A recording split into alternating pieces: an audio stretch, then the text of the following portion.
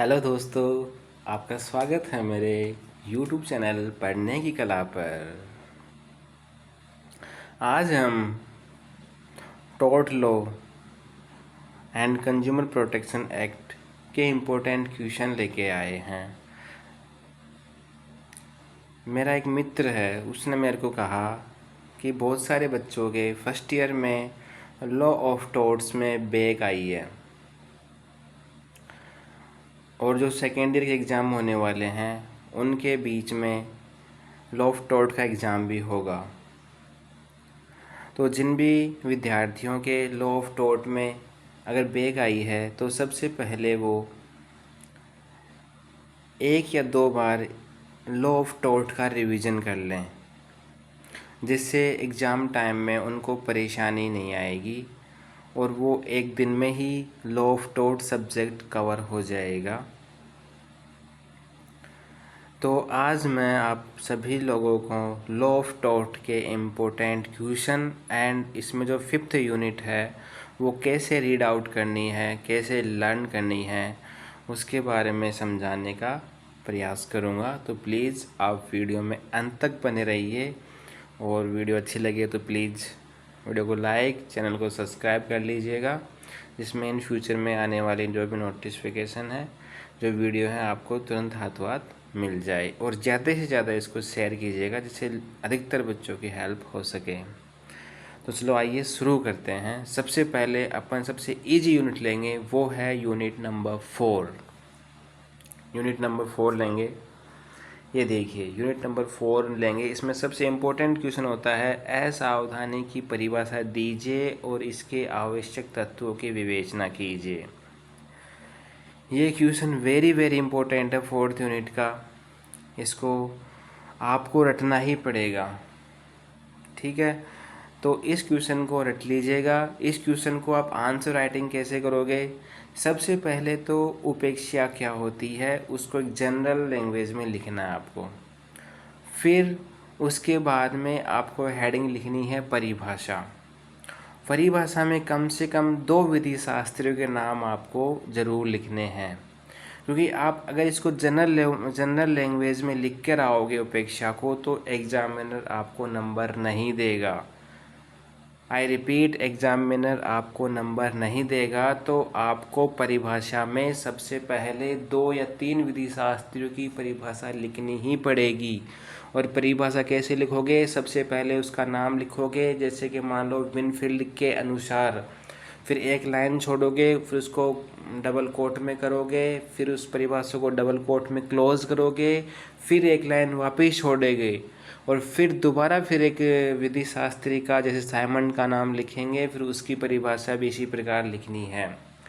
फिर आ जाते हैं इसके आवश्यक तत्व। जैसे इसके आवश्यक तत्व 3 दे रखे हैं, विधि, कर्तव्य, उल्लंघन और क्षति होना। तो फिर इसके लिखेंगे। इन सभी तीनों तत्वों को डिटेल में लिखने के बाद फिर इसके 2 इम्पोर्टेंट केस लॉ बन रहे हैं। एक तो होता है डानोग बनाम स्टीवेंसन का मामला और दूसरा मामला बनता है इसमें जौनपुर बनाम ब्रह्मा किशोर। तो जो डानोग बनाम स्टीवेंसन का मामला, उसमें बियर होती है, वो 2 दोस्त बियर पी रहे होते हैं, उस बियर के अंदर उनका एक घोंघा आ जाता है, ठीक है। फिर उनको उल्टियाँ होने लग जाती है, तो फिर उन्होंने बियर निर्माता कंपनी पर केस कर देते हैं। और जो जौनपुर बनाम ब्रह्म किशोर मामला, उसमें एक साइकिल पे जा रहा होता है ब्रह्म किशोर, तो फिर वो गड्ढा होता है, गड्ढे में गिर जाता है, फिर नगर पालिका के ऊपर उस पर केस कर देता है। तो ये बताया गया है इसमें नेग्लिजेंसी के अंदर। तो आपको ये क्वेश्चन रीड आउट करना है, ठीक है।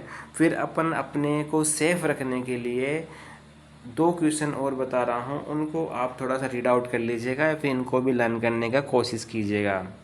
फिर आता है इसमें कॉन्ट्रीब्यूटरी नेग्लिजेंस, मतलब अंशदायी असावधानी क्या होती है, उसके सिद्धांत की विवेचना कीजिए। अंशदायी क्या होती है? जैसे नेग्लिजेंस में तो क्या होता है कि एक आदमी गलती होती है, और अंशदायी में क्या होता है जो गलती करता है उसकी भी गलती होती है, जिसको क्षतिकारित होती है उसकी भी गलती होती है। तो जो भी उनको कंपनसेट करेंगे, उनके बीच में जो भी मुआवजा दिया जाएगा वो दोनों आधा आधा डिवाइड कर लेंगे, उसको बोलेंगे अंशदायी असावधानी, ठीक है। इसको भी आपको याद करना है। फिर क्वेश्चन नंबर आता है 19। परिस्थितियाँ स्वयं बोलती है कि नियम को समझाइए। ठीक है, रेस इप्सा लोक्यूटर, ये भी एक इम्पोर्टेंट क्वेश्चन है एग्जाम पॉइंट ऑफ व्यू से, तो प्लीज़ आप इसको भी रीड आउट करके जाइएगा।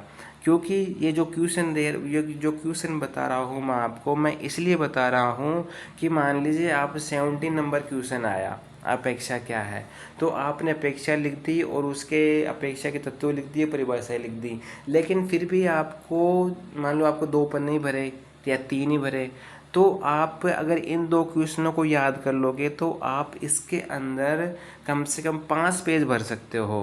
भाई आप इतना मटेरियल याद कर लो कि कम से कम आपको कॉपी में 5 पन्ने लिखने में परेशानी नहीं हो। ठीक है जी, तो आपको ये भी पढ़ के जाने हैं।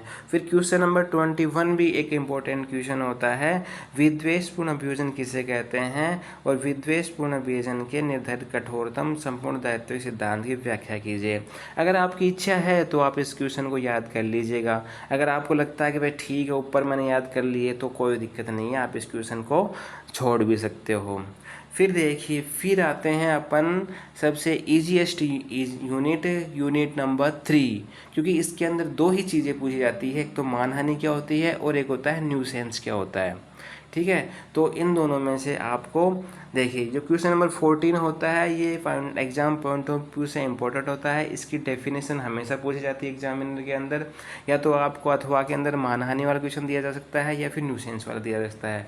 लेकिन जो डेफिनेशन होती है, प्रहार क्या होता है, हमला क्या होता है, मिथ्या कारावास क्या होता है, इनके बारे में भी पूछा जा सकता है।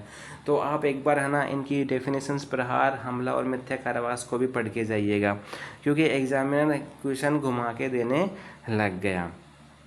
फिर इसमें क्वेश्चन नंबर आता है 15, जो आपको डेफिनेटली आपको याद करना ही है, मतलब न्यूसेंस क्या है, ठीक है, और न्यूसेंस के मुख्य तत्व क्या हैं, ठीक है, किन इनके आधारों की वर्णना कीजिए। ठीक है, इसको तो याद करके ही जाना है। एक सार्वजनिक उस न्यूसेंस एंड प्राइवेट न्यूसेंस में क्या अंतर होता है, उसको भी आपको रीड आउट करके जाना है। फिर इसमें क्वेश्चन नंबर आता है 16, मानहानि की आवश्यक तत्व क्या है, मानहानि के मामलों में प्रतिवादी को क्या बचाव उपलब्ध होता है। अगर आपको याद होगा तो ये क्वेश्चन अपने सेकेंड ईयर में BNS 2023 के अंदर भी है, तो अगर आपने वहाँ पे ये क्वेश्चन याद कर लिया है तो आप उस क्वेश्चन को यहाँ पर as it is read out कर सकते हो, राइट डाउन कर सकते हो, कोई परेशानी नहीं आएगी। अगर डिटेल से समझना चाहते हो तो प्लीज़ आप इस वीडियो के अंदर मैंने वो BNS कंप्लीट करा रखा है, आप उसमें जाके वीडियो देख सकते हैं मानहानि वाला। ठीक है, तो आप इसको क्वेश्चन को भी याद कर सकते हो। ठीक है, अपने को हमेशा सेफ जोन में खेलना है। ठीक है, सेफ जोन में रहेंगे तो अपन आंसर लिख के आ सकते हैं, और आपको पता चल गया हो गया फर्स्ट ईयर का रिजल्ट देखने के बाद कि मनगढ़ंत कहानी लिख कर नहीं आ सकते। एग्जामिनर नंबर बिल्कुल भी नहीं देगा, कोई मतलब नहीं है। जब तक आप क्वेश्चन के रिलेटिव आंसर नहीं लिखोगे तब तक एग्जामिनर नंबर नहीं देगा। ये साबित हो चुका है फर्स्ट ईयर के रिजल्ट के अंदर, कितने सारे बच्चों के 4-4, 5-5 बैक आई हुई है, आप सबको पता है। ठीक है, ये यूनिट पूरी हो गई। फिर आते हैं अपन यूनिट नंबर 2 के अंदर, जो भी क्या है कि उसमें भी इम्पोर्टेंट क्वेश्चन है। सबसे पहला यूनिट क्वेश्चन का है रिमोटनेस ऑफ डैमेजेस, क्षति की दूरदर्शिता क्या होती है। ठीक है, इसको पढ़ना है। ठीक है, क्षति की दूरदर्शिता को पढ़ना है, इसको याद कर लेना, बिल्कुल अच्छी तरह से याद कर लेना। इसमें 2 केस लो बता रखे हैं, एक तो वेगन माउंट का दे रखा है, एक रिपेल्मिस का दे रखा है। आपको ये दोनों केस लो अच्छी तरह से याद करके और इनको लिख के ही आना है, कंप्लीटली लिख के ही आना है। वही क्वेश्चन का पैटर्न क्या रहेगा, ऊपर नॉर्मल डेफिनेशन रहेगी, फिर परिभाषा रहेगी, फिर अगर इसमें कोई विधि शास्त्री है तो उसकी डेफिनेशन आ जाएगी, नहीं है तो फिर आप अपने एडिट लिख सकते हैं। फिर इसके आवश्यक तत्व आ जाएंगे और तत्व आने के बाद में इसके केस लो आ जाएंगे, जो इसमें दे रखे हैं रिपेल्मिस का दे रखा है और एक वेगन माउंट का दे रखा है, जो एग्जाम की दृष्टि से वेरी वेरी इंपॉर्टेंट है। तो प्लीज़ गाइज इस क्वेश्चन को याद करके ही जाइएगा। फिर देखते हैं अपन इसमें क्वेश्चन नंबर 12 आता है, इसमें प्रतिनिधि दायित्व से आप क्या समझते हैं। ठीक है, और क्या भारत सरकार अपने कर्मचारियों के कार्य निष्पादन के दौरान अपकृत्य के लिए उत्तरदायी है। ठीक है, तो ये क्वेश्चन भी एग्ज़ाम की दृष्टि से इम्पोर्टेंट लगता है। आप इसको एक शॉर्ट रूप में याद कर सकते हैं, विकेरियस लायबिलिटी, तो आप इसको भी रीड आउट करके जाइएगा। ठीक है, जिसमें क्या करूँ, अपने को सेफ जोन में रहना है, से जितना सेफ रहेंगे उतना फ़ायदा में रहेंगे, क्योंकि एग्ज़ाम को बहुत टफ कॉपियाँ चेक होती हैं। तो प्लीज़ गाइस आराम से पढ़ के जाइएगा। तो क्वेश्चन नंबर 12 भी इम्पोर्टेंट अपने लिए। फिर एक क्वेश्चन और आता है कठोर दायित्व के सिद्धांत। अगर आपको क्वेश्चन नंबर 12 याद नहीं हो रहा है कोई दिक्कत नहीं है, लेकिन जो क्वेश्चन नंबर 13 है ये आपको डेफिनेटली पढ़ के जाना है। कठोर दायित्व के सिद्धांत को लागू होने के लिए कौन सी आवश्यक शर्तें हैं, कठोर दायित्व के मामले में बचाव के सिद्धांत लिखने हैं। ठीक है गाइज, ये जो क्वेश्चन है बिल्कुल डेफिनेट आपको याद करके जाना है। इसमें देखो, एक तो स्ट्रिक्ट लायबिलिटी होती है, एक होती है एब्सोल्यूट लायबिलिटी, तो दोनों ही क्वेश्चंस का एक ही आंसर होगा। तो आप एग्जाम में कंफ्यूज मत होइएगा कि यहाँ पे स्ट्रिक्ट लायबिलिटी है, पढ़ा के आए थे अपन तो यहाँ पे एब्सोल्यूट लायबिलिटी पूछ लिया, दोनों एक ही होती है। इनको दोनों को एक ही आंसर होगा, तो ध्यान रखिएगा। इसमें 2 केस लो आएंगे अपने, एक रिलेटेड एंड फ्लेचर का आएगा, वेरी वेरी इंपॉर्टेंट केस लो है, उसको ज़रूर याद करके इसमें लिख के आइएगा। ठीक है, तो ये क्वेश्चन मैंने बता दिया है आपको। ठीक है, इसको ध्यान से रीड आउट कर लीजिएगा। अब चलते हैं unit number first. Unit number first का सबसे पहला question very very very important, ये हमेशा एग्जाम में लगातार पूछा हुआ आता रहा है, पूछा जा भी रहा है। ठीक है, तो आपको ये क्वेश्चन जरूर से पढ़ के जाना है, याद करना है अच्छे से, इसके आवश्यक तत्व क्या है, इसके डेफिनेशंस क्या है, सब कुछ रट के जाना है। दुष्कृति क्या होती है, क्या इसकी परिभाषा है, और संविदा और अपराध में क्या अंतर है, ये भी ध्यान से पढ़ के जाना है, कभी वो शॉर्ट में भी पूछ सकता है। ठीक है, तो ये याद कर लिया आपने। फिर आते हैं अपन क्वेश्चन नंबर 5 पे। ये क्वेश्चन भी अथवा में पूछा जा सकता है। ठीक है, कि बिना हानि की क्षति क्या होती है, बिना क्षति के हानि क्या होती है। ठीक है, इंजरिया साइन डेमनम और डोमिनम साइन इंजीरिया। अब इसको याद कैसे करेंगे, जैसे इंजीरिया को लिखेंगे इंजरी, और साइन मतलब होता है विदाउट, और डेमिनम होता है डैमेज, मतलब इंजरी विदाउट डैमेज, मतलब क्षति विदाउट नुकसान के। फिर दूसरा आता है डोमिनम साइन इंजूरिया, मतलब डैमेज विदाउट इंजरी, मतलब क्षति बिना इंजरी के। ठीक है, तो ये क्वेश्चन वेरी वेरी इंपॉर्टेंट है एग्जाम पॉइंट ऑफ व्यू से, तो इसको याद करके ही जाना है। फिर देखते हैं, फिर आता है इसमें क्वेश्चन नंबर 17, क्वेश्चन नंबर 7, स्वेच्छा से उठाई गई हानि की उक्ति को समझाइए। ठीक है, volenti non fit injuria, very very important question है, इसको भी आपको रीड आउट करके जाना है, पढ़ के जाना है, याद करके जाना है अच्छे से, क्योंकि ये क्वेश्चन एग्जाम में पूछा हुआ है, और अंबेडकर लॉ यूनिवर्सिटी 2023 में इसको पूछा गया है, तो ये अथवा में आ सकता है। तो ठीक है, तो डेफिनेशन पोर्शन बता दिया मैंने आपको, और जो अथवा में था दुष्कृति क्या होती है वो बता दिया आपको, और एक स्वेच्छा से उठाई गई हानि ये बता दी। तो इन दोनों क्वेश्चंस को आपको अच्छी तरह से याद करके जाना है, क्योंकि अपने को हमेशा सेफ जोन में रहना है। अब देखिए गाइस, सबसे लास्ट यूनिट होती है 5th यूनिट, उसमें कंज्यूमर प्रोटेक्शन एक्ट दे रखा है, और दे रखा है एक मोटर व्हीकल एक्ट। तो अब उसमें देख लेते हैं उसमें अपने को क्या क्या रीड आउट करना है।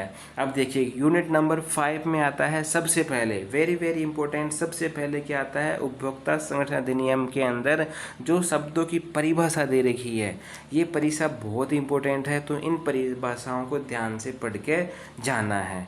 ठीक है, इन परिभाषाओं को ध्यान से पढ़ के जाना है, क्योंकि क्वेश्चन में कैसे भी क्वेश्चन वो बना सकता है। फिर देखते हैं, फिर इसमें ये हो गया, परिभाषा याद होगी आप लोगों को।